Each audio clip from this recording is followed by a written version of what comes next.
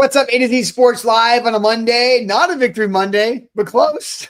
So here we are here, moral victory Monday today here on AtoZ Sports as the Titans lose to the Seahawks 30-24, but they looked a lot better doing it. So we'll discuss all the positivity, Cam Ward injecting some energy in this lost season with his effort, his best game yet in his young NFL career, the 11th start for the number 1 overall pick in this past draft. So we'll discuss what Cam Ward showed us, what we feel like is the best thing that he did and accomplished yesterday. Easton, JT and I had a really productive post-game show.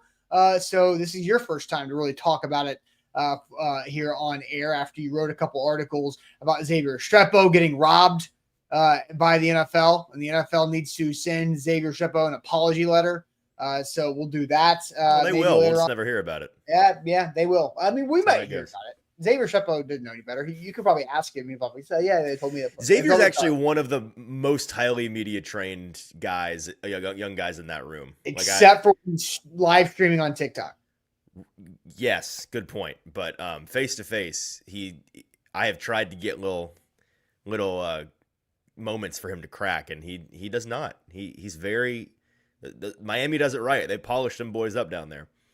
Yeah, for sure. I mean, I don't know. The two Miami guys, one guy's got T-shirts selling around because he called the team ass, and then the other guy just released injury information on a video game stream. So not exactly the best. The bar is low for rookies. The bar is very low.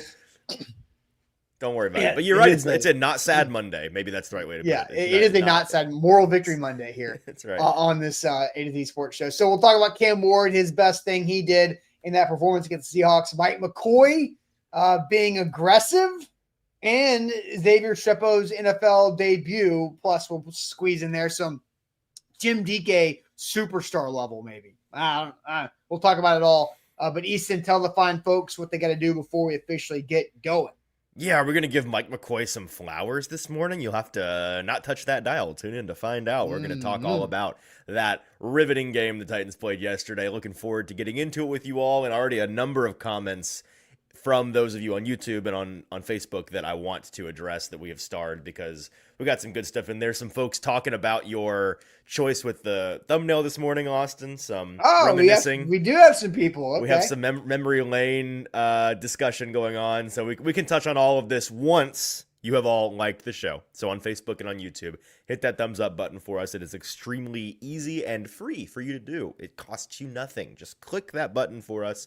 It's extremely helpful for us. So, it's Thanksgiving week. Help us out. Send us a thank you. If you're thankful for the show or thankful for an opportunity to, hate on the show, whether you love us or hate us, be thankful with a thumbs up this week, and we appreciate those. And then jump in the comments. We want to hear your thoughts on this game. A lot to talk about, and a number of questions that we want to get y'all's opinions on this morning. So jump on in there, and Austin, we can jump right into it. Yep, let's do it officially. Welcome to AtoZ Sports here live on a Monday. I'm Austin Stanley. He is Easton Freeze, our Titans reporter for AtoZSports.com, and we are always powered by BTA Sports. You can download the app today with those links in the description. But we go live every weekday morning at 8 Central Time on Facebook, YouTube, and Twitch. Links to the show segment by segment on our Twitter X timeline, Instagram, TikTok, and Threads for more great Titans content. And I post the link in the chat right there. Follow us on Google. You can do that now by making AtoZ Sports a preferred source. So when you look up all your Titans stuff, your Titans info, your Titans stats, analysis, and reaction, you can search us on Google, and you can you search Titans on Google and just have us show up as one of your preferred sources. That goes a long way for us. And also our sponsors are fantastic for us as well. Very thankful for them in this Thanksgiving week season. Shout out to Wilson County Hyundai. Make them a part of your new car buying process. See them in Lebanon or online, wilsoncountyhyundai.com. The Bone and Joint Institute, boneandjointtn.org, the region's destination for comprehensive orthopedic and sports medicine care. Barton Drury Insurance Group, customized solutions for all of your insurance needs online at bartondrury.com. Bero Carts, get yourself a golf cart. 2 locations in Columbia and Gallatin. I mean, that sounds like a great Christmas present for some of you folks out there. Right. And then also Window Nation, get 50% off all window styles through the end of this month. Time is running out for that. And you could get up to 0% financing for 5 years. WindowNation.com for your free estimate. So, Easton, Austin, I'm curious to see what your initial we'll talk Cam Ward, we're going to talk Mike McCoy, we'll talk Restrepo, all that, right? But do you want to get into kind of what that game felt like from a press box standpoint? You and Buck Rising were covering the game for A to Z there at Nissan Stadium. The Titans, with a comeback, it was 23-3, and Shim DK kind of bust that thing open with a 90-yard punt return touchdown, and the defense gets a couple stops. So what was your overall takeaway from that game yesterday? What is the right way to frame this? How about I frame it as a way to make fun of Buck a little bit? So usually during the game, Buck, I sit next to Buck on the main press row, and then at some point in the middle of the proceedings, he gets up and disappears to I don't know where. I don't know if he goes and hang out with Nate Bain in his luxury box. He probably went to like Celebrity Jelly Horrors Rolls box or something like that, or whatever it is. Yeah, doing some Buck stuff, not his job, frankly. But having a good time, and always comes back with some goodies that I'm like, where'd you get that? But then I'm like, oh, I know where he got that. And he came back at some point in the second half of that game, and he's like, oh, what did I miss? And I was like, a lot, actually. Like, it's kind of a game. So, maybe actually buckle in for this one. And I'll give him a little bit of grace in the sense that with a lot of these Titans games, you can kind of disappear and not miss a whole lot. But in this one, not the case. There was, for the majority of the game before we actually thought the Titans had a chance, it was a lot of memes about Xavier Restrepo and like us all actively, there's no cheering in the press box, but we were all actively rooting for Restrepo to do something just because we thought it'd be funny. And it was funny when he finally did something in his first reception, being the play that it was. We all were like, of course, that's the way that it goes down. And when they have a chance at the end of the game, it's kind of as locked in that press box as I have felt it be in, I don't know, man. I'm trying to think of the last game I was at where they were really in it. I mean, like in Denver was the last one that I was actually at, but that was, that's just a small traveling group of us. And that was on the road. Ugly. You're in it. Like, Right. But it's still like all eyes are peeled on the game. The last time the Titans were really in a game at home I'm thinking back to like the New England game last year where that's, going into overtime. That one kind of felt that way, but it's been a while is my point. And so it was nice to have, some competition and to see the Titans move the ball and to see the Titans go down by 20 points at one point and fight and claw their way back. And so it was refreshing. It was a refreshing experience from a press box standpoint. Yeah, and so, Bork says if Restrepo had gotten one more yard, the internet would have lost their minds. I absolutely agree in that. And there were two opportunities. He had two shots to the end zone that he could have capitalized on. Charles says, funny. It's so annoying how y'all are tongue-in-cheek about X-Man. It's so weird. And it's not about Xavier Restrepo. It's about the narrative, the situation, the reaction, the whole. So it's not a personal thing against Xavier Restrepo. It would be funny in an ironic way and also entertaining way if Xavier Restrepo somehow was like, had that touchdown or had a big moment on top of what he already did. It is objectively funny how crazy people would have gone and frankly did go for the things that he did. And we'll talk more about that. Like, you know the scene in SpongeBob where like Squidward sticks his hand out from the curtain and it's crickets, and then SpongeBob sticks his hands out from the curtain and the crowd goes crazy. It was like that's how it felt with Restrepo. He could just like exist yesterday and people were going nuts for him, which I get it. He's got a cult following and people want to see it, and we're going to talk about in all seriousness what his future actually might hold because he did do some things yesterday.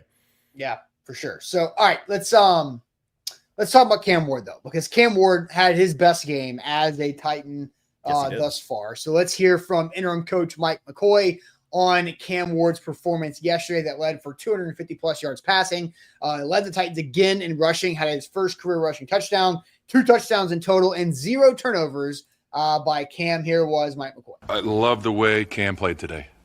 That was you see the competitor, the ability to make plays. I mean, you guys have asked, since day one about him making plays with his feet and the way he moved in the pocket at certain times during the game and just competed his tail off. And some of the plays that he made, the wow plays, the scrambles, I'm sitting there, saying one thing, and next thing you know, here's a big play that he makes. But just it's taking that next step, and that's what he's done. And we've been saying it from day one, the way he competes, the way he works every day. When we first came in, in the off-season program, the early mornings, staying late, things like that, it's starting to pay off. And we've said it all along, as a young quarterback in this league, it takes some time, and it's great to see the improvements that he's making week in and week out. And there's the ups and downs. We're going to turn the film on tomorrow and look at some things. We'll clean it up and say, hey, you got to do these things better.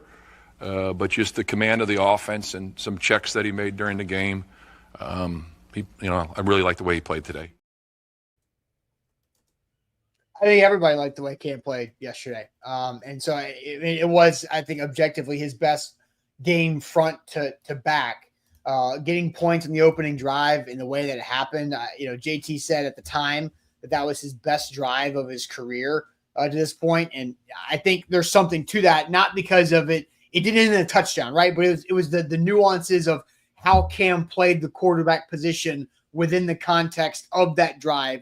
The situations, the ability to convert, make plays with your legs, and take care of the football in those spots. Overall was very impressive to the way that he and the Titans went 5-for-7 on fourth down conversions in that game overall. So let's go ahead and ask the question here, because I think why not? We got the people in here. We got you guys rolling in the chat. So let's just get to this. What was the best aspect of Cam Ward's performance versus the Seahawks yesterday? What was the best aspect about Cam Ward's performance against the Seahawks yesterday? We'll get to y'all's comments overall. I don't want to spoil any potential answers, but there's a lot of good ones. There's a multitude of options for the chat and Easton and I to pick from. What was the best aspect of Cam's performance yesterday? First, I'm going to tell you guys about our friends at Barton Insurance Group, customized solutions for all of your insurance needs. It is open enrollment season as people are looking for whether re-upping their health coverage through their job, whatever that looks like, each and every late mid-fall. And Barton Insurance Group can be another option on the table that you guys have at your disposal, because they can help you out, whether it's saving some money on your insurance policies by not sacrificing the quality of coverage, or maybe you're just not satisfied with the communication level or the teamwork that you get from your current insurance provider. Barton Insurance Group can fill that void for you, because they've done a phenomenal job with AtoZSports. We've had our workers' comp policy with Barton Insurance Group for multiple years. And then this past year in 2024, we searched nationwide for the right employee benefits partner. And Barton Insurance Group won that battle over 4 others, I believe, 3 or 4 others. And Barton Insurance Group has continuously helped us out. It's a complicated thing, but they keep it simple for us and our company. And we appreciate all of what they can do for us. They can do the same thing for you. Personal, business, family, financial, 401k planning, all that stuff. BartonJury.com. We're also brought to you by BTA Sports, Better for Betters. Check them out with the link in our description below. Use the promo codes that we have down there to get a discount on the app, and then go make some money against Vegas. It's that simple. They're going to help you out in a big way with their AI, machine learning, betting analytics. Make sure you know what you're talking about. Reinforce those gut feels with data. That's what BTA Sports does for you, and they will make you a smarter, better. Check them out today. Absolutely. And the last 3 games, BTA Sports has been all over Titans plus the points. Win, win, win. Yes, boom, they boom, have. boom, right there. All right. So, Easton, I'll send you the chat. What was the best aspect about Cam Ward's performance against the Seahawks overall? 250 plus yards passing, 37 yards rushing, 2 total touchdowns, no turnovers there. Led the Titans in rushing again, second week in a row. Had his first rushing touchdown in his career. What are you seeing from the chat on the answers here?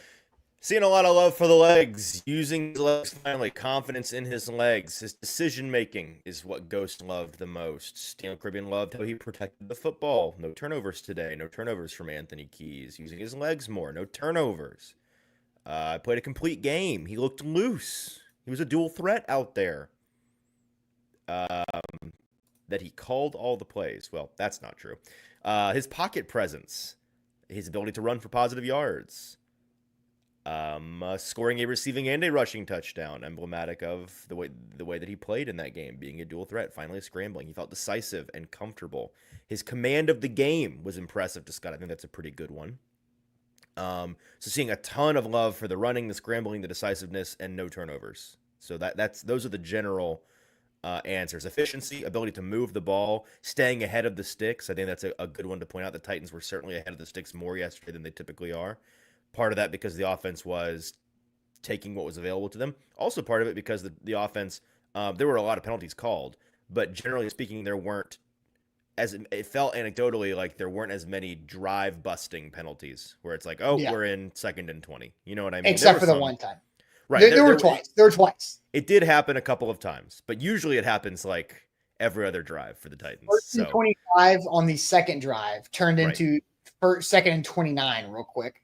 And then you had the 3rd and 21 that I'm sure we'll talk about later that turned into 4th and 21 pretty quick too. But those are the answers. I think that, and then I think that we've kind of covered it all: the decisiveness, the pocket presence, staying ahead of the sticks, the control of the game, the ability to run, the protecting the ball. That's the last one I was missing. That's the gamut of his day, and that's what we're so impressed by. So I think all of those are valid. As I mentioned, there's many that are good answers here. I'm gonna go a different direction. Oh, look at you contrarian. Well, because I don't want to just like fill in the gap and just say, because those are really good answers. Like I thought is your answer better? No, I'm not saying it's better. It's just another way to. It's just another thing to kind of give. All right, what's the answer? Let's hear it. The way he spread the ball around. Oh. Because the options to throw to were not great, right? You had 5 receivers active, 3 of which spent most of this season on the practice squad. Bus and Diamond. Canton had cafeteria workers at wide receiver. That's so disrespectful. Rude. Disrespectful. Because I have never seen a cafeteria worker who can run like James Crochet. So most of the cafeteria workers I've seen, not to disrespect cafeteria workers, they're not in NFL shape typically. No. I mean, look what they had to work with. I mean, they're not exactly eating the best nutrition on the job there. So, a lot of chocolate milk. But in all seriousness, like Cam Ward had a lot of guys involved. He had Gunnar Helm, 6 catches, 51 yards to lead the team. Chim Dike had 5 for 44 and a touchdown.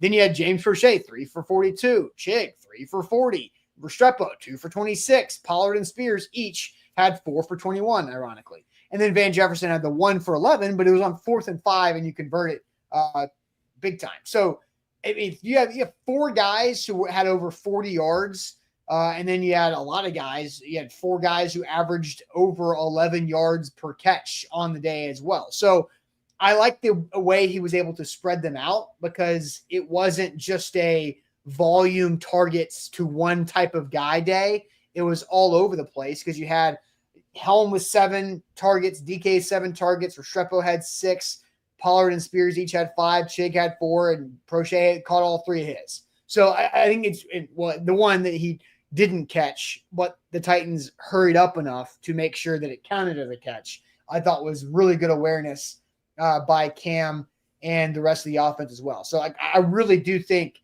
Cam Ward's ability to spread the ball around with a less than pass catching group was a impressive aspect of this. And look, the Seahawks are a good football team. We know that they're 8-3. They're going to the playoffs. They're explosive on offense. They have disruptors on defense.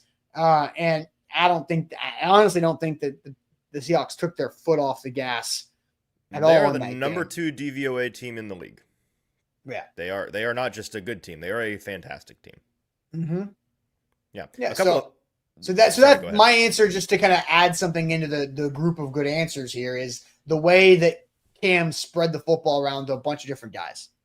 I think that's with success. Right. And that's a good thing to point out. A couple of fun facts here. One courtesy of Nick Suss, and this is just the most Nick. I go to Nick Suss for the tidbits. He's the king of the tidbits. I don't know why his brain works this way or why he puts in the effort to find these things, but he does, and I love him for it. Cam Ward, as you pointed out, targeted Chim Dike, Gunnar Helm, and Xavier Restrepo 6+ times each, which, not counting strike years, is the third time in NFL history that a rookie quarterback has targeted 3 or more rookie pass catchers 6 times in the same game, which is random, but goes to show this is the rookie show for the Titans right now. And another thing that we saw on Twitter yesterday, Mike Herndon counting up all the touchdowns, realizing, the rookies this year have scored 8 of them, and the veterans have scored 7 of them. So how often do you get to say that the rookies are literally more productive than the veterans on a football team? I was honestly surprised to see that the veterans have 7 touchdowns. Is more than you thought. Like, I was like, who? Well, Cody Barton's got one of them. Oh, okay. So, all right. It counts. It counts. Yeah, 6 points. Yes, but I wasn't thinking of defense to be in there. But I mean, Chiggs got 1, right? Yep. Yeah, Van had 1. There was wasn't there in Arizona a David Martin Robinson touchdown? DMR's got 1. Is he a veteran? Yeah, I mean, not a rookie. So not a rookie, yes. But not a veteran either. And then you've got Tony Pollard, who's got a couple. Yeah. But what? And Tajay might have 1. Which is cool for the future. But what did Bill Parcells say? I'm paraphrasing. For every rookie you start, you're going to lose a game. That's a famous saying from a long time ago in the NFL that rings true today. And Titans the have Titans lost 10 have games. 10 losses. That's that tracks basically. Tyler Lockett has a touchdown. That's right. Exactly. He has a fumble recovery touchdown. Yeah. Though he has the most interesting touchdown of the year, no doubt about that. So that's just an interesting way to look at this Titans team, how much of a youth movement it is, and how that kind of explains the season. My answer is going to be something that a lot of folks in the comments said, but I'm writing about this today, and I'm in the middle of pulling some clips for Twitter on this front. Cam Ward, and I talked to you on the phone last night about this, Austin. Mm-hmm. He obviously, the last 2 games he has been running a significant deal more. I mean, I believe he leads the team in rushing success over the last 2 games, which is an extremely low bar and a different conversation. Not even rushing success, just yards. Yeah. Yeah, right. All of it. He has been the rusher for this team for 2 games. And what he does with his legs that's most impressive to me specifically is that, well, it's twofold. Number one, the fact that he is actually taking off now in these last 2 games, finally, is smart on his part, because the majority of young quarterbacks in the NFL today, their floor is set by their ability to move, right? And so a lot of guys like Jaden Daniels, and this is not to besmirch Jaden Daniels' rookie year at all, but he's the most recent example that I think we can all understand and relate to. He makes himself look real smart and real good at football a lot in that rookie season. Mm-hmm. When, if you go back and really look at what's happening on the play, watch the tape, it's like, I think he had no idea what was going on here and just decided to take off immediately. And that's great for a rookie. Like, if you can do it, if you have the athleticism to do it, do it. Yards are yards, right? The points all count the same. The yards all count the same. But that's something that you have to eventually grow out of. And it's guys like Lamar Jackson who are the ultimate success story of a guy who really learns how to read out defenses and become a true pocket passer. And you add that element on top of your ability to move. And then, oh, look, you're one of the best quarterbacks in the entire league and you're a multi-time MVP. With Cam Ward, part of our frustration the first, 9 games before these last 2 games was that he would not tuck the ball and take off, because his instinct clearly, unlike some of these other guys that come into the league, like Jackson Dart, his counterpart, who showed maybe he's a little bit too willing to do this and throw himself headlong into danger. They tend to run. Cam Ward runs to pass. You can see it in the way that they carry themselves when they think about or when they actually do run. And with guys like Dart, again, not to throw Dart under the bus by any means. Like he throws himself under the bus. Don't worry about it. That's right. He can handle that by himself. He will take that bus head on. He'll try to run over the bus. Yeah. A lot of the times that they take off, designed runs are a separate thing. Not your fault. Like it's designed. And the Giants did way too many of those. When you take off on a designed pass and you're Jackson Dart, on a lot of those plays, it's like first read, tuck and go. Or it's pocket collapses immediately. I just give up on the passing concept and I'm going to try to find an escape route. With Cam Ward, he is constantly looking to buy time. And his first 9 games, he would do that and he would have opportunities to take off. There would be lanes or he would escape out the back and towards the sideline. You'd be like, there are 3, 4, 8, maybe 10 yards. There's a first down right here to be taken. And part of the frustration for us watching him is that he's constantly keeping the ball here and keeping his eyes here. He's looking downfield. He's trying to, up until the second he crosses the line of scrimmage, find something that he can do with his arm and not his legs. And that's an admirable thing for a rookie because, again, eventually that's what you have to be if you want to succeed long-term in the NFL. You cannot rely on your legs all the time.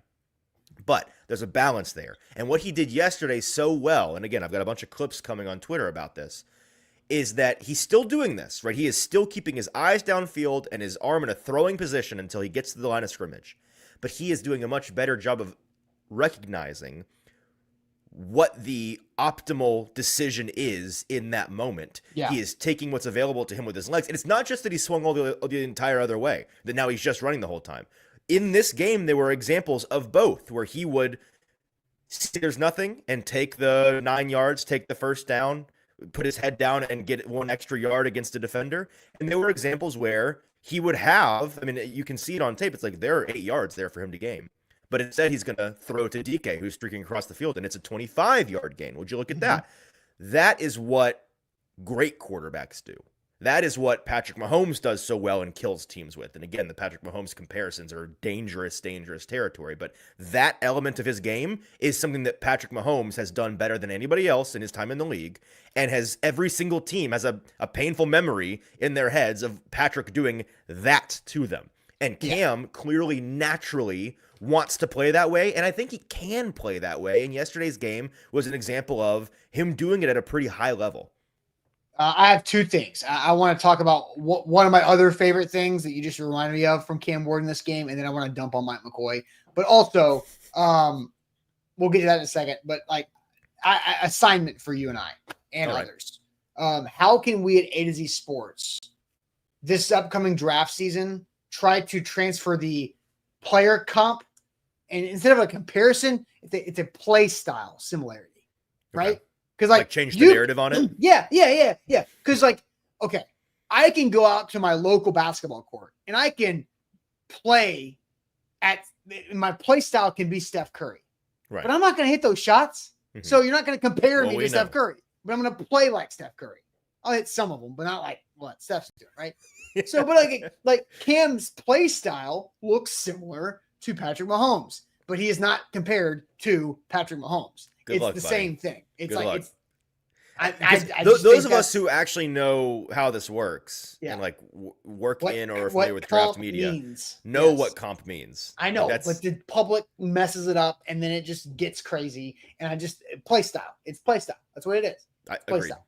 Agreed. Yeah. So I love Kobe. I can hit a post up, turn away, fade away jumper on the baseline. I can, but I'm not Kobe. We know. Same thing. What did you love about Cam in this game? I'm going to tell you in a second, but first I'm going to tell you what I am doing tomorrow, and it is getting new windows, baby. 50% off all Windows styles for the end of November. You can do that at windownation.com. It is a free estimate to have them out to your home to find out how much it could cost and how much they could save you on new windows. Because when Window Nation came out to our house back in September, it was buy 2, get 2 windows free, which was an awesome deal. We saved thousands and thousands and thousands of dollars, and we have a great financing plan that's really nothing. 0% financing for a handful of months. There's a bunch of options on that as well. And then the payment, when it even gets to that part, is like no sweat at all. And we're going to have new windows tomorrow. So pumped about that. It's a 1-day install project. Cannot wait for them to show up tomorrow morning and then knock out these old crappy windows and put in the brilliant, gorgeous, bigger glass, like triple layer silver windows that are not going to allow the outside to dictate the inside. We get to dictate the inside because these windows are great. WindowNation.com is where to go. 50% off all windows through the end of the month. And you could get up to 0% financing for crazy 5 years. WindowNation.com is where to go. 5 years, that's basically forever. We're also brought to you by BTA Sports, dominating the game, better for bettors. Check them out with the link in the description below to get a discount on the app that's going to make you more money at the sportsbook. If you are a bettor, if you are a serious fan of the NFL, you got to have BTA Sports on your phone, and we can help you get it for a discount. Just click that link in the description. And Jack, Austin's going to be at Thanksgiving dinner, family around. What is he going to be most thankful for? Some windows, not his kid or my wife. No, not at all. all of his relatives would be like, Austin will This not is stop talking it's about funny his windows. that was one of those things where I read the beginning of the comment and then did not finish reading the comment before I'm glad I you read showed it it. because it's true. Yeah, no, it's not. No, it's not. We're all excited about our windows. All right, so what did I also one of my other favorite one of my other favorite things about Cam's performance yesterday, going to his legs. But what he did with that, he put defensive players in conflict. He was playing some monkey in the middle with Seattle Seahawks defensive players. Yeah. Right? One of them that I remember vividly was basically the practice squad guy who became Luke Kuechly yesterday, O'Donnell or whoever. Yeah. That guy on one time that Cam pump faked him and he jumped out of his cleats and he was already by the line of scrimmage and Cam ran and scrambled for a first down easily. So, but there was times where he did that and then threw the ball and he tossed Tony Pollard over there. He did all these type of things, but I think Cam Ward, he had defensive players in conflict by using his legs and threatening his arm at the same time. And that is how you win. That's what Patrick Mahomes does all the freaking time, is he has that pump fake and he's 5 yards down the field. But guess what? You fall for it every time as a defensive player. You do, because you can't not react to that. It's so funny how it works at literally every level. Because like when I was in like youth group in high school, I'd play church league flag football with my buddies on the weekend.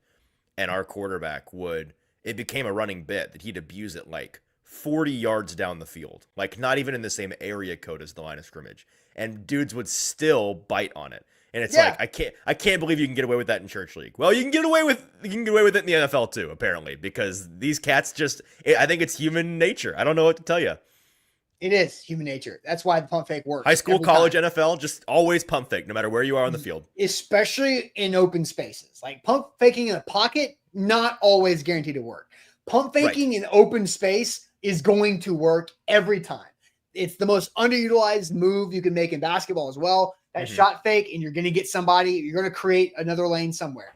And so Cam did that to perfection yesterday. I love seeing that. I want to see more of that. Keep using that as a part of his game, because that means he's running, which means that at some point he's going to actually throw that football and somebody's going to bite on him running, and you're going to have more opportunities. You saw that happen both ways yesterday overall. All right, now let's talk about Mike McCoy, because one thing that the Titans also did yesterday, which was be aggressive. My X Factor, shout out X Golf, playxgolf.com for your indoor golf season around Middle Tennessee. But Easton, my X Factor was for Mike McCoy to act like an actual interim coach and say, screw it, go for it. And he did it, finally. Finally, he did it, because the Titans went 5 for 7 on fourth down. One of the misses was a 4th and 21. You're never going to get that. The other miss was the 4th and 1 handoff to Julius Chestnut. I hated that. So, but the other 5 worked, including a quarterback sneak. Oh, my goodness. Cam Ward sucks at quarterback sneaks, but he's got 100% success rate, and he sucks. They have run 2 of them. They have both been executed very poorly by the quarterback, and they have both still been first downs. Yes. Crazy how that works. Ashley says, I didn't call him Mike McCoward. You're right. But I'm not going to give him any credit for this. Right. At all. Well, that's the extent of your credit, is that he's not earned the nickname this week. No, I'm still going to call him Mike McCoward. No, he's earned 1 week off. When you go for it 7 times, you earn 1 week off. We're going to play this clip from his press conference, and I will tell you why Mike McCoward is still his nickname. Let's roll it. 7 Okay. Downs, you converted 5 of those. What do you think? It's pretty good. That's pretty good, right? Now, it's been a hot topic. Yeah. You think so? It's been hot? Oh, yeah. It's been hot with who? With who? But With who? the question is, I had a couple play calls too. We could call those plays. No, we named them special. Go ahead. What I want to ask you, though, all jokes aside, is were you guys making that decision to go for it a lot earlier in the process as opposed to? I'm going to give you this. We've answered this question a number of times, and you get in the flow of a game. You do certain things. There's a certain aggression you take at times, and you go for it. You do certain the flow of the game, and there's certain times, and when I don't do it sometimes, and it doesn't work, or it turns the other way, I kick myself in the ass at times. You lose sleep over it. But we went in there with the approach we were going to take, the aggressive approach that we wanted to have, and the players executed for the most part. Not the entire time. There was the one, that we did not get in there that was critical. But it's, give them all the credit in the world for executing it. That early 4th and 1 that got stuffed, did that give you any doubt or hesitation? Well, I knew it was coming. I knew I was going to come in here, and you guys were going to ask a bunch of questions on it. So, no, we got to actually get better. You know, we were aggressive in the 3rd and 1. We had a good matchup with Gunner that we thought could be a big play in that situation. They made a good play on it, and then we went back. We got to that, but those are the things I'm telling you earlier that we gotta convert those things. That's how you win games. When the critical times, there's critical moments. You don't know when it's going to be. You don't know first quarter, second quarter, third quarter, sometime the fourth quarter. You've got to make those plays. You got to somehow dig down deeper and just convert it. Or we got to just find a way to get done. Did it feel liberating to finally go on some of those and to get some results? Oh, I've done it plenty of times in my career, so but it was great. I knew it's going to put a smile on your face. I knew that for sure, for a fact. I knew it. You were the first person I thought of when we converted. It's like, oh, I can't wait to see him. I don't have to listen to him on Monday anymore. It's not that question all week long, but it's great. But I love it. These guys played their tails off. They really did. I love this football team. This guy, man. That is why he is still Mike McCoy. Because he was thinking about Paul Kaharski's face. He got so fresh. Even if he wasn't actually doing it, the fact that he feels compelled, this is why he's Mike McCoy. Because he's out there acting all fresh and thinks he's funny and thinks he's cute. And Orlando absolutely nailed it. McCoy out here getting snippy like the Titans won the game. You lost, bro. More on that in a second, by the way. You lost. And guess what? You're proving that the media is smarter than you are at certain situations in the game. Right? And guess what? It took you 3 weeks and a freaking bye week in between to learn it and to actually do it and to implement it. Come on now. Come on. So I thought that was dumb. I thought that was, I get he's trying to be light and show some humor, but you lost. You lost. I know great teams cover and all, but that's right. Come on. Mike McCoy, backdoor cover machine. I don't want to. I feel bad giving him too much of a hard time for clearly having some fun and loosening up at the podium, which ultimately I want. The problem is that ship kind of already sailed.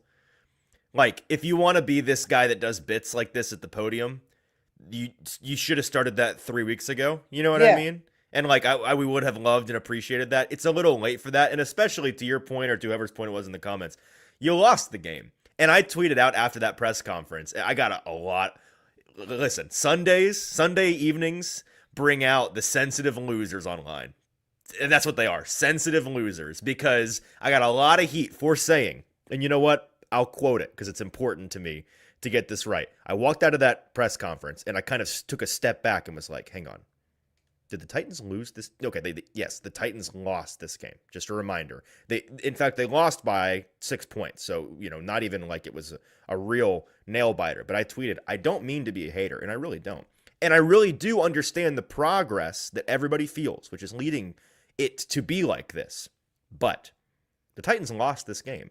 And that presser with Mike McCoy felt exactly like it was a win.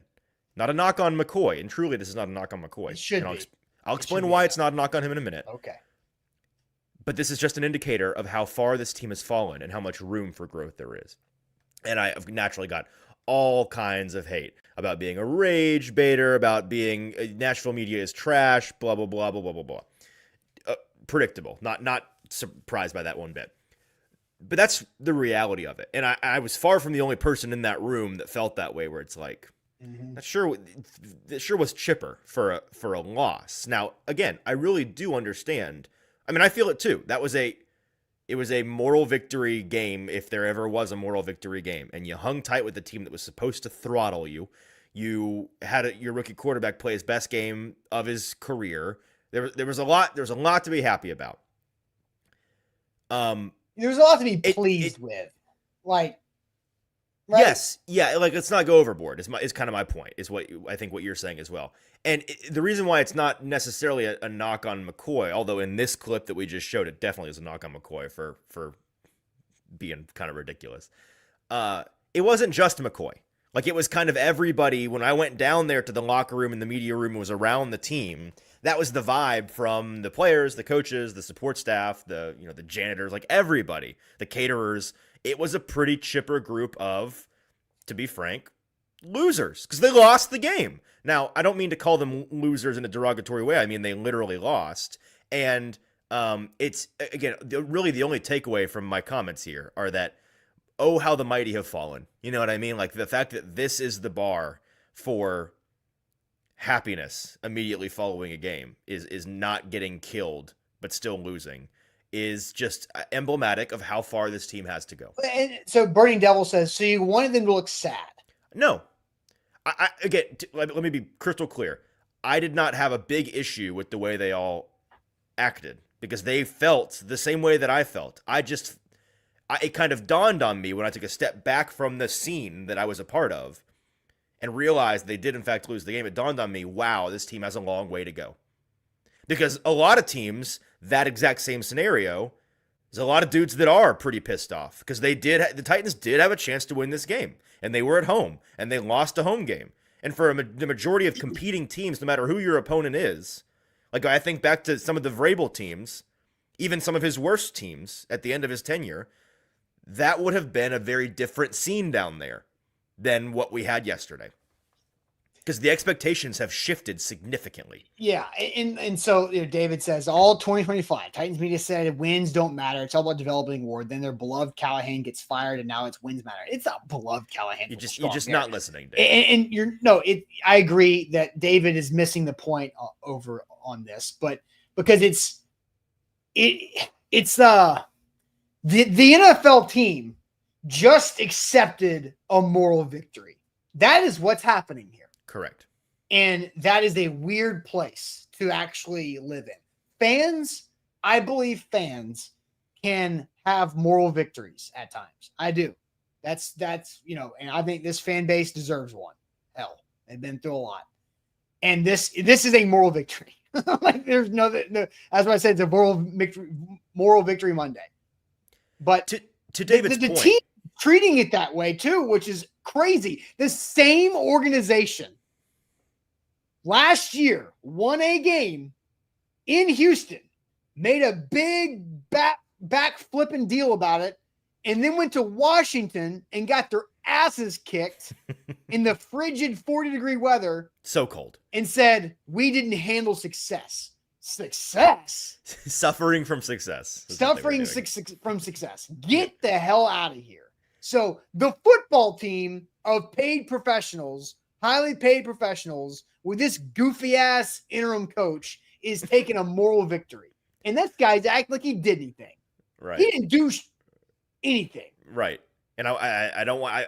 I have another comment on that front in just a second. But to David's point, because David is far from the only person I saw react to what I said in that way. Well, what happened to this season being about progress and not about wins? It is. That hasn't changed. It still is. Now they've only got one win, so it's like when we were talking about that was centered on the debate of will they win 5 games or will they win 6 games. Now it's kind of a different world that we're living in now than then. But it still is about progress and not wins. That's for us, right? That's for us evaluating the team, talking about the team, fans of the team. It's not for the team. Now they get to feel that internally. Like I'm not saying that they have to be delusional all the time and like behind closed doors be totally dissatisfied with progress. No, but this is still the NFL, and like let's protect the sanctity of the National Football League, where for 100 years we've not been celebrating moral victories. Cam Ward, I think, had the correct media forward approach at his press conference, where he was unwilling to take any laps on the game because they lost. And his entire demeanor, his entire message to us at the podium, which I'm sure is different behind closed doors as he's evaluating himself and having perspective. But in front of the cameras, it's, listen, at the end of the day, we lost the game, and I'm pissed off that we lost. That, if you ever want to graduate from the kiddie table and get to the adult table with the rest of the NFL teams at Thanksgiving, where they're playing Thanksgiving games that matter, which the Titans haven't been doing since before Halloween, that's the mentality you have to take. And I'm not upset with anybody with the way that they acted yesterday, because that somebody in the comments a moment ago said live in the present. Yes, this is where this team is right now. The way that they acted is it's appropriate for where they are, to be honest with you. Yep. That's how far they have fallen, and that's the main observation. But eventually, down the stretch, if you start winning some games next season, you have to graduate from that mindset. Yeah, and that's why Mike McCoy continues to show up as a summer camp director. That's what he is. He's here to have a light, good time and hope everybody has a valuable lesson. And you know what? Did you have fun today? It's a participation trophy, and you get to be able to, it's okay. You lost, but you know what? That's all right. You can still have some ice cream on the way home.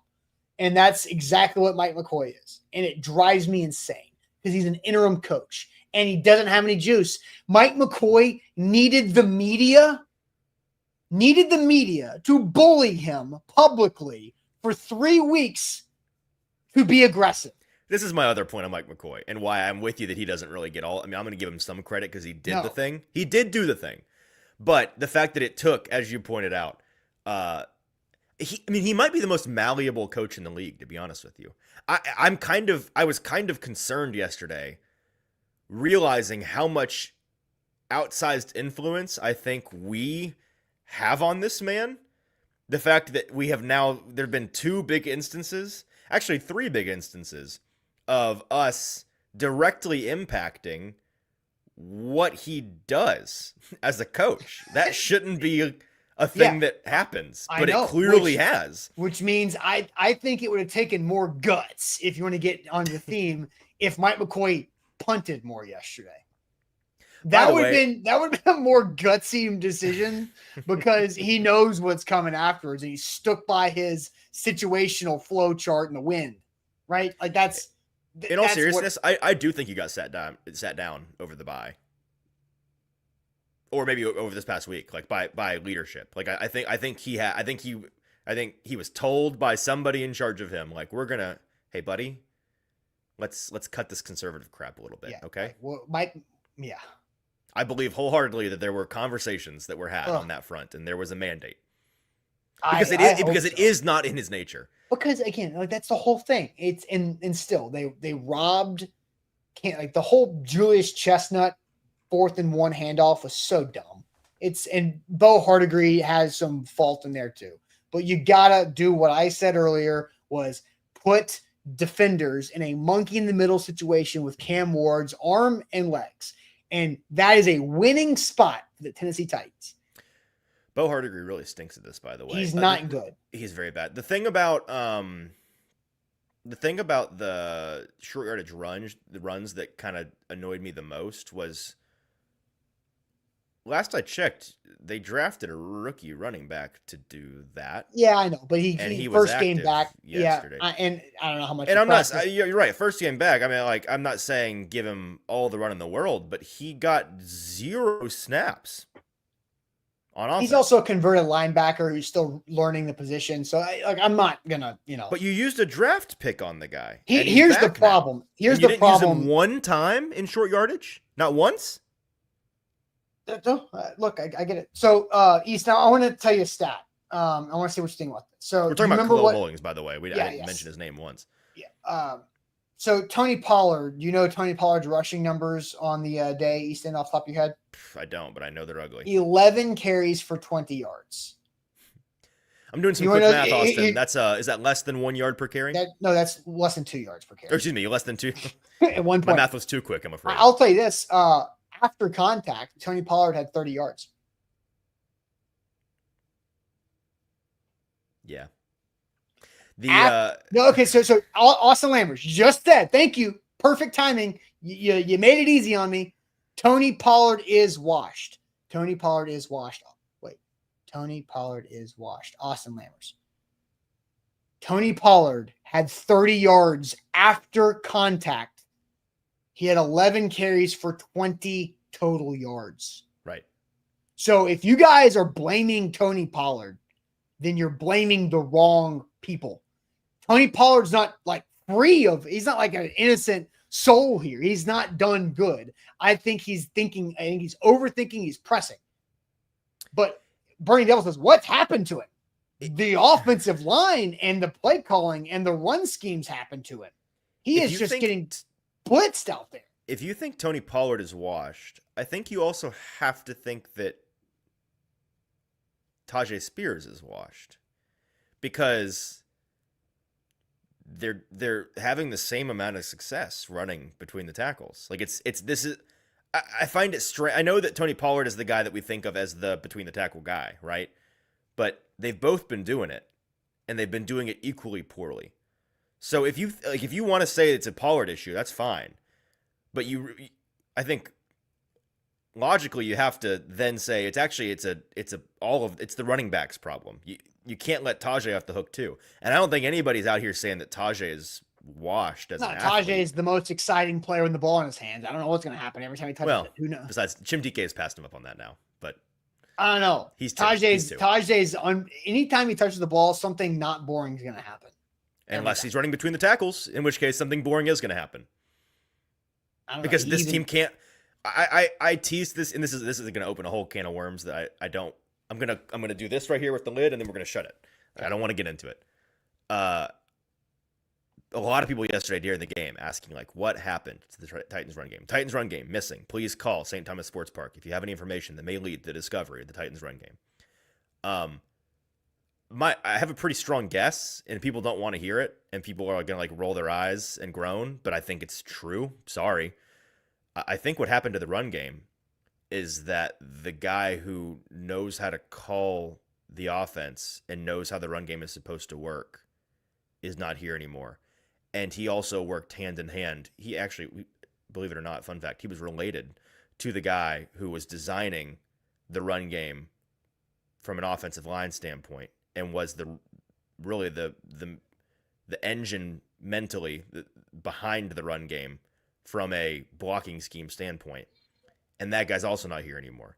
And so the two guys that took over those jobs kind of don't know what they're doing on their own, and definitely don't know how to work together from a play calling and a design standpoint. I say all that not as a defense of the two guys that aren't here anymore, because they weren't doing this incredible job. I mean, it's kind of a defense of them. It's not to say that they were doing some incredible job and it was they were the answer. It was still an issue, but the run game was better with the Callahans here. It worked. The run game specifically relatively well, actually. Yes. And then now it doesn't work even a little bit.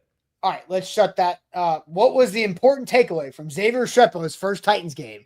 Coming up next, Easton First Tell. Don't touch that dial. Bero Carts.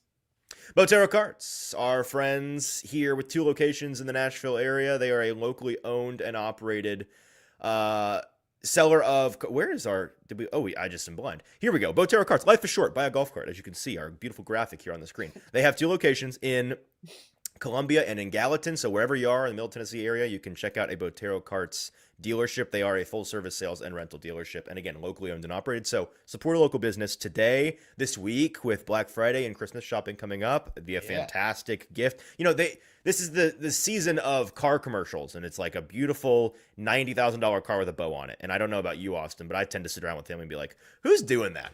You know, especially when they roll up to like a home, it's probably worth like $4 million. Yeah. Right. It's like, who's gifting cars for Christmas? I don't think it's really a thing, at least not in my tax bracket. I don't, maybe the ultra rich, this is what they do. The ultra rich also doesn't just buy cars because they know that's how you get ultra not rich. I was about to say they tend not to do that. All of that is to say, if you want to kind of like have a taste of that without actually mortgaging your house and burning through your 401k, you can do the golf cart with a bow on it. That's a thing that is, I think, in the budget for a lot of people. And you should check out our friends at Bero Carts because they can hook you up. They will get you a gorgeous new golf cart with no dealer fees and no credit card fees, no hidden fees on that sale. They start at just under $6,800, so a lot less than that $90,000 Lexus on your TV screen. 0% financing for 36 months. Check them out today. There's even a no credit needed option if that's something that you're interested in. Bero Carts in Columbia and in Gallatin. Life is short, so go buy a golf cart. AtoZSports winners again. Titans plus 13.5. They love that thing. I cannot wait to see what they have the Jags number at because that game's going to be wacky. I just have a feeling Titans Jags is going to be. It's Monday. I don't know. BTA's got that thing ready or not. Oh, But, BTA's number. yeah. BTA probably needs a couple days to do their math stuff and like get all their models and projections lined up. But you can download the BTA Sports app. You should do that. Absolutely, it's made me a better sports bettor, more successful sports bettor. I've won money in the NFL more than I would have normally because normally I stink at the NFL. But BTA Sports absolutely makes a big difference here with us. So download the app. Use the link in the Facebook title, the YouTube description. There's 2 codes you can use. AtoZSports gets you a 12-month subscription for $79, and AtoZ14 gets you a weekly subscription for $9.99. Both have 14-day free trials. Normally, you don't get a 14-day free trial with BTA Sports, but you do when you use our codes ATOZ Sports and ATOZ14 right there with BTA Sports. Download the app today. So what was the most important takeaway? What was the most important takeaway from Xavier Restrepo's Titans debut? Easton, I'm going to send you to the chat on this one because I feel like I can't remember what the example was, but earlier in this season, I felt like, I think I said this on the show. I can't remember if it was you or JT, that Titans fans and Titans media were like on separate hills, like yelling their passionate opinion at the other hill from like miles away. And it was just getting lost traveling through the air. And so the other hill would receive it and be like, no, you're wrong. When actually they both aligned. I feel like a lot of the Xavier Restrepo overreaction is that. People not listening fully or understanding fully how people are feeling about it because it's gotten out of hand already. So I want to know, what was the most important takeaway of Restrepo's first game? Adam's answer is that chemistry matters. Bustin' Diamond says he can actually play in the NFL, unlike what some of the media wanted to make us think. Andre says that the fans were once again correct. This happens too often with this team. Darius, you can see the chemistry on the field. Rice School, chemistry is important for young players, and the fans were right. Our coaches suck. Kendall, he doesn't just belong, he's impactful. He's a playmaker. He can get open. His separation from the defenders and out of play structure in critical moments is what stood out to Ghost. Randy, the fans were right. A lot of victory lap and a lot of vindication. It seems folks thinking that this was proof positive of the fans being right. Just give him a chance. It can't be worse. Mike, his takeaway is that Restrepo needs to be on the field.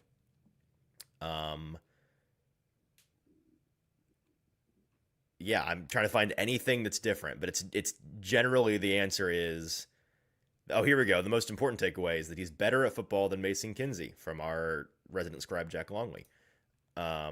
X unlocked Cam's potential and this is bold. Unlocked Cam's potential and confidence. See, that is where we are not misunderstanding what you're yelling from your hill. That's too much. So we're seeing that that fans were all right, and the coaches and the GMs were. First of all, I love that we're blaming the coaches. Like the front office gets no say in this. People think that the fans were right and that the organization was dead wrong. They think that he belongs. They think that he unlocked Cam Ward's potential. They think that he got open. They think that he deserves more run. That seems to be the general takeaway from the chat. Austin, where do you fall on all of this? What's your takeaway? My takeaway is that Restrepo should be active for the rest of the season. Okay. Considering what the Titans also have at receiver, I think what was the stat? He had 6 targets and how many routes run? 14? 14 routes run. So like a 41% target rate. And most of those targets came in the fourth quarter. One of them, the first one came in the third quarter, the tail end of the third quarter. So, I mean, I think he has the ability to, like, Restrepo can play to an extent at the NFL level.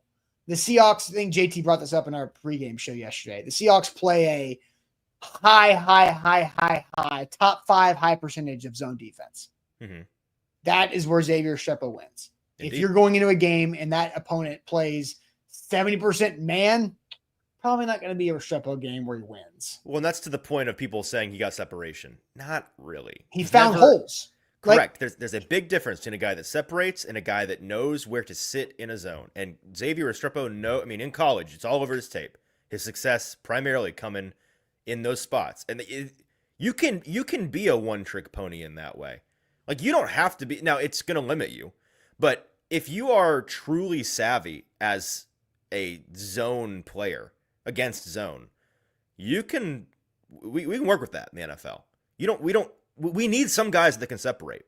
But we don't need every single guy on our team to be an elite separator to be able to succeed with a unit. And that's where he fits in if he were to fit in on an NFL offense. Yeah, and because the Titans have all the injuries that they have, I don't know what Alec Alexander's hamstring looks like. He's Canadian, so he's not going to be taking Thanksgiving off. So maybe he'll just keep on working on that. He's rehab got Boxing Day things to attend to. What? Yeah.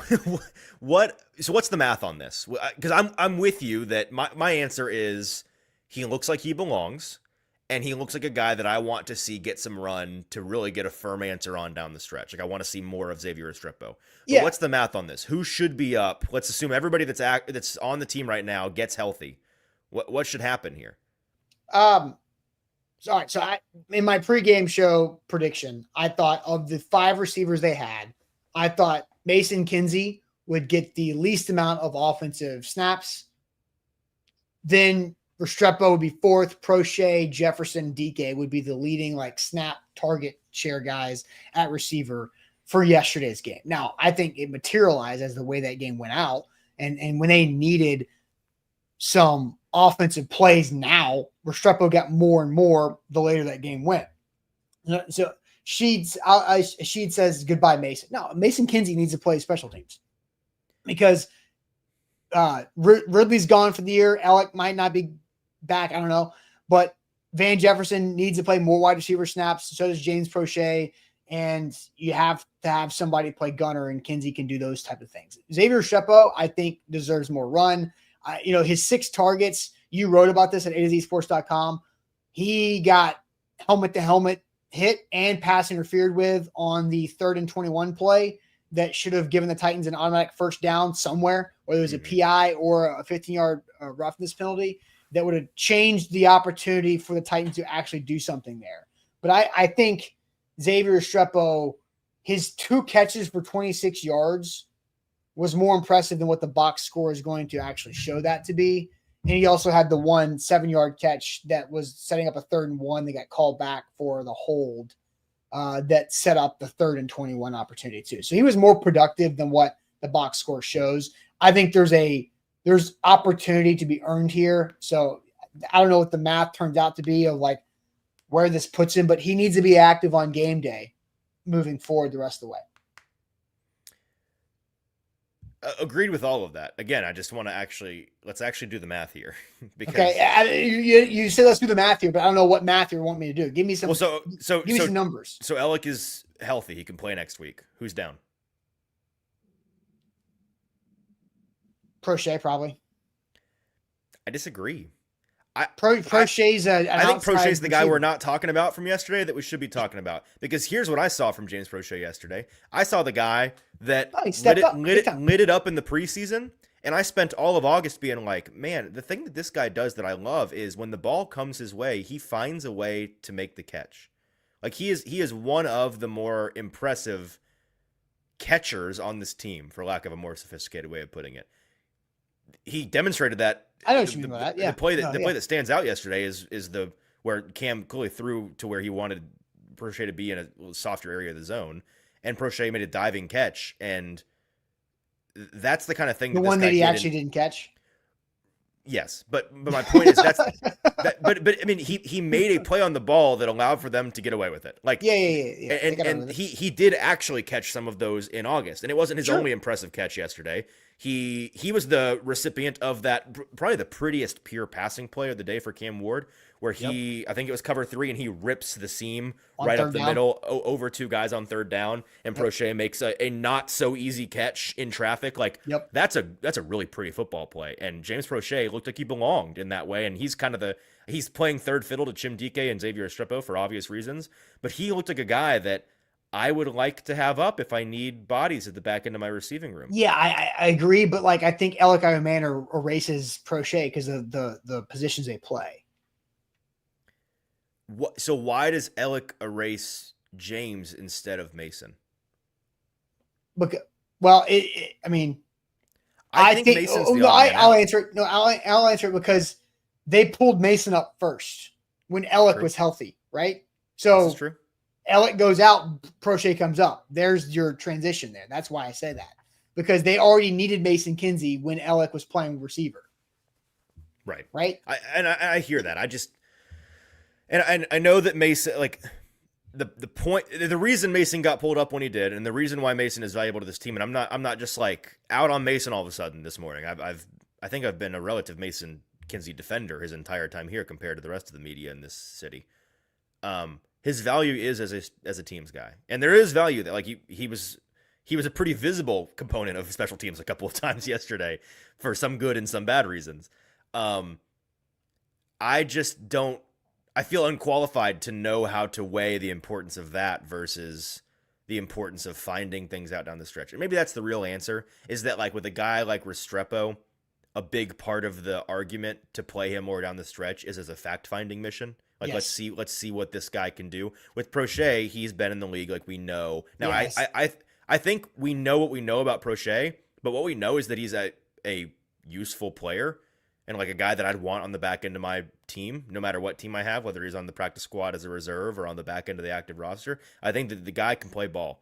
And he also can offer you things on special teams, just not what the Titans need right now because Chimtike exists, right? But if you needed a returner, Prochet absolutely can do it. I just, in terms of pure receiving talent, as I think about Alec coming back sometime soon and hopefully, fingers crossed, Bryce Oliver coming back at some point before the end of the season, if and when those two things happen, I try to do the math on who's up and who's down while still trying to find a way to keep Xavier active. And I just am not sure how to do it this morning. Maybe I'll get there. Yeah, you can figure it out. Charles says, not a fan of wide receivers playing gunner, by the way. Kinsey missed tackles, he gets pushed around. Like, I agree, but, like, they only got so many other corners. like, I'm with you on the Kinsey part. I don't know about wide receivers not playing gunner. I mean, like, Bryce is the best gunner on this team when he's healthy. Maybe your point is that you don't like. And NWI was a pretty good gunner before he became a better receiver option. If the argument is you don't want useful receivers playing gunner because then they get hurt, okay. Yes. But it's not that they can't do the job. Mason maybe can't do the job, but, like, Bryce does the job very, very well. I just think the Titans are at a spot now where their gunners are going to be less than because their starters are less than because their current starters were the previous gunners, right? Like they're just right, having to be elevated beyond their abilities. And Jonathan's right. 1 in 10. That's why. But we'll find out. Like, I don't know what hamstrings are weird, right? And what happened to Bryce? Bryce is on injured reserve. He had a knee injury in week 2 on a special teams tackle. Yeah. And he's practiced a couple weeks, and then whatever happened, something didn't go right, and now he's on IR. He's out for the year. And he's not out for the year necessarily. He's out for a month. I thought it was a year thing. No, I mean, so when you put a guy on IR, I know that, but they never did the whole year thing publicly. Okay. So maybe it's just a couple more games.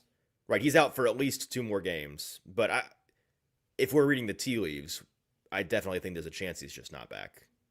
That's kind of what I was getting at. Right. I feel like he's done because of how it kind of felt like Snead last year. A little bit. You wait. I don't know. You try to get back. You try to get back. It's not. I mean, I hope he gets back too because he can help Cam Ward be useful in December. Yeah. So, I don't know. All right, we have some super chats to get to. First, Easton, tell us about the Bone and Joint Institute.